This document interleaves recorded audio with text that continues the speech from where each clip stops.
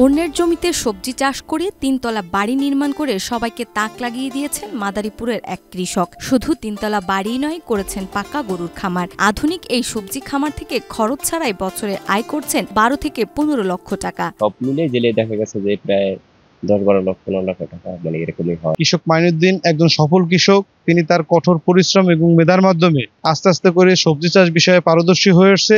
তার দেখা দেখি অত্র এলাকায় অন্যান্য অনেক কৃষক উদ্যোক্তা তৈরি হয়েছে। মাদারীপুরের কালকিনি উপজেলার রমজানপুর ইউনিয়নের কৃষক মাইনুদ্দিন প্রায় ২ দশক আগে বাবার কাছ থেকে কৃষির প্রাথমিক শিক্ষা নেন। এরপর অন্যের জমি লিজ নিয়ে মাত্র ১০% জমিতে টমেটো চাষ শুরু করেন। প্রথম মৌসুমে ভালো ফলন ও বাজার মূল্য পাওয়ায় কৃষি পেশায় আগ্রহ বেড়ে যায় তার। এরপর প্রতিবেশীর কাছ থেকে আরও ২০% জমি লিজ নিয়ে সবজির চাষ বৃদ্ধি করেন। বর্তমানে মাইনুদ্দিন প্রায় ১১ থেকে ১২ বিঘা জমিতে বিভিন্ন মৌসুমী সবজি আবাদ করেন। টমেটো আছে ৪ বিঘা। টমেটো সবচেয়ে আমি বেশি লাভবান হয়েছি এবং এইটা কখনো আর কমাই না। ৪ বিঘা আছে টমেটো, লাউ ছিল ২ বিঘা, তারপর বেগুন আছে ১ বিঘা, বাঁধাকপি ফুলকপি দুইটা আছে ২ বিঘা, ঢেঁড়স আছে ১ বিঘা, মিষ্টি কুমড়া আছে, শসা আছে, সবজি জাতীয় যা আছে সব পদই আছে। ১১ হইতে ১২ বিঘা হবে, ১২ বিঘা কাছাকাছি চলে গেছে এখন।